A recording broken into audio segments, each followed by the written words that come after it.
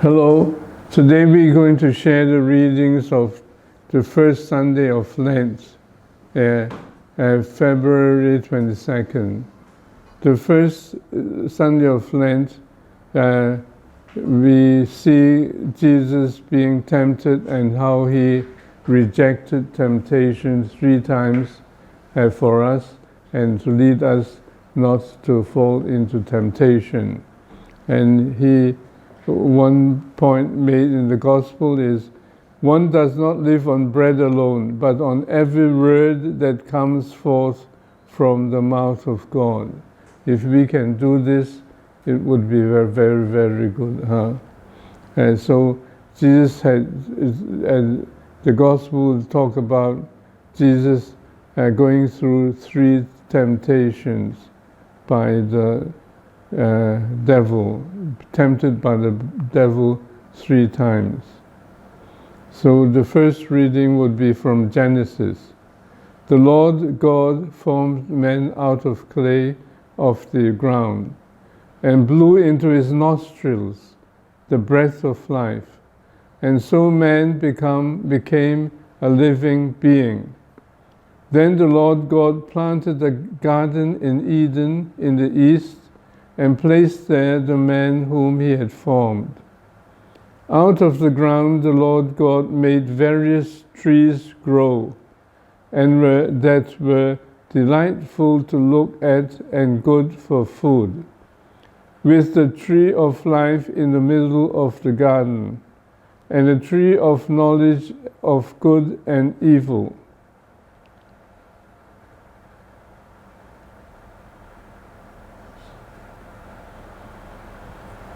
Now the serpent was the most cunning of all animals that the Lord God had made.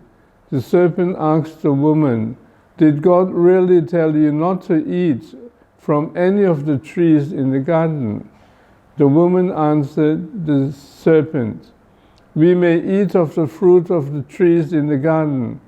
It is only about the fruit of the tree in the middle of the garden that God said, 'You shall not eat it or even touch it, lest you die.'" But the serpent said to the woman, "You certainly will not die. No, God knows well that the moment you eat of it, your eyes will be opened and you will be like gods, who know what is good and what is evil." So the serpent was tempting the woman that God was really fooling you. In fact, if you ate it, you would become wiser, and you will know what is good and what is evil, will be like gods. Then the woman was tempted and saw that the tree was good for food, pleasing to the eyes, and desirable for gaining wisdom. So she took some of its fruit and ate it. And she also gave some to her husband who was with her, and he ate it. Then the eyes of both of them were opened, and they realized that they were naked.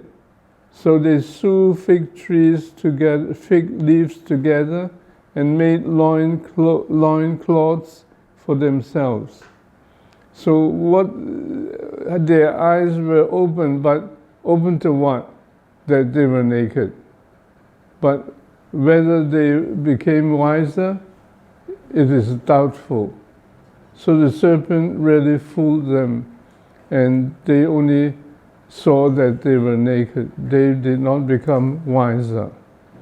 So here the serpent, the reading Genesis led us into seeing that sin had entered into the world, entered in among humans, and it is something very serious. And now Romans, the apostles said to the community, "Brothers and sisters, through one man sin entered the world, and through sin, death. Thus death came to all men, inasmuch as all sinned. For if by the transgression of the one, death came to reign through that one, how much more will those who received the abundance of grace and of the gift of justification came to reign in life through the one Jesus Christ? So sin entered into the world, but salvation and grace entered into the world through Jesus Christ. So here the apostle was reminding the people, the community, that sin was not very good, and that Christ came to help us to move out of sin and have the grace and salvation. Now we come to the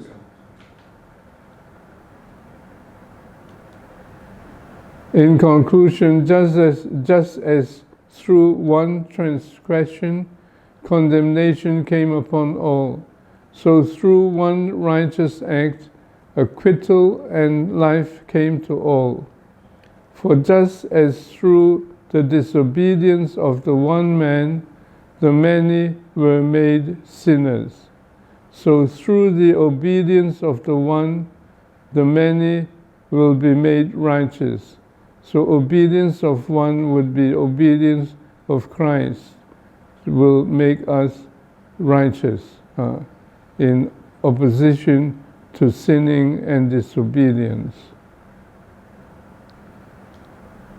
Now we come to the Gospel of Matthew, and here we read about the devil tempting Jesus. At that time, Jesus was led by the Spirit into the desert to be tempted by the devil. He fasted for 40 days and 40 nights, and afterwards he was hungry. The tempter approached and said to him, "If you are the Son of God, command these stones to become loaves of bread." Jesus said in reply,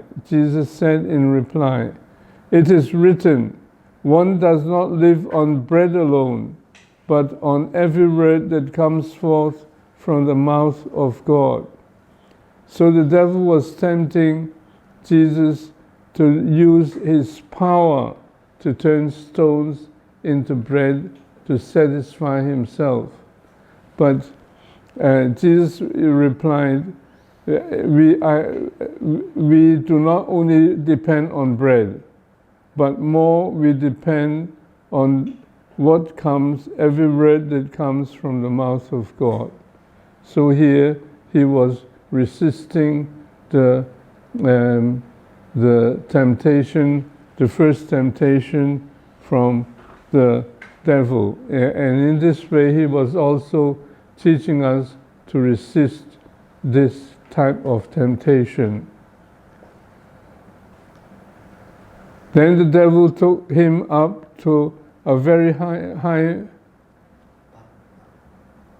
Then the devil took him to the holy city and made him stand on the parapet of the temple and said to him, "If you are the Son of God, throw yourself down, for it is written, He will command His angels concerning you, and with their hands they will support you, lest you dash your foot against a stone."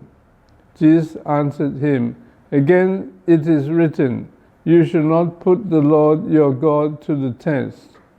So here the devil was trying to tempt Jesus into showing off himself. But Jesus said, you should not put the Lord your God to the test. So he resisted to show off. So also we must resist the sin of showing off ourselves. Then The third temptation. Then the devil took him to a very high mountain and showed him all the kingdoms of the world in their magnificence. And he said to him, all these I will give to you, if you will prostrate yourself and worship me. At this Jesus said to him, get away, Satan. It is written, the Lord your God shall you worship, and him alone shall you serve. Then the devil left him, and behold, angels came and ministered to Jesus. So here the devil was trying to tempt Jesus into having inclination towards magnificence, towards having glory, material glory, and to glorify himself. But Jesus resisted and said, the Lord your God it is written, the Lord your God shall you worship, and him alone will you serve. So not to serve money or position or material things, but God alone to serve and follow, okay? So we must also try to resist all the temptations that come to us. In the first Sunday of Lent is a period of resisting sins and accepting Christ and His grace and His salvation. God bless.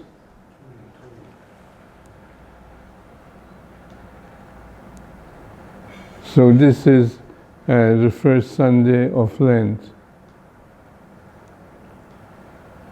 And now we see what Pope Francis in Laudate Si says about sin.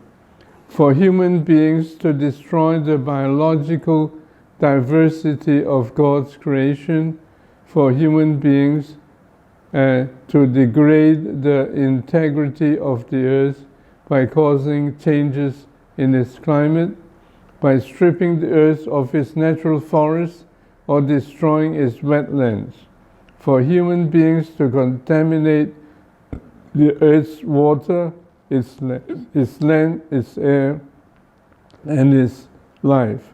These are sins. So here, Pope Francis related sin with the environment, God's creation, and we should not degrade the integrity of the earth. We should not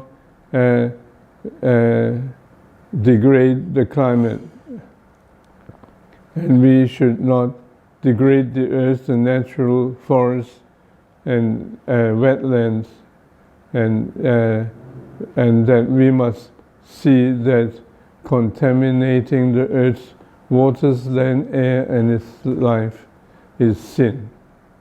And that when we commit sin against the natural world, it also involves sinning against ourselves, humans, and sin against God.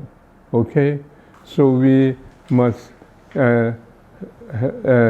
start to relate with this and care for our environment as our common home. God bless.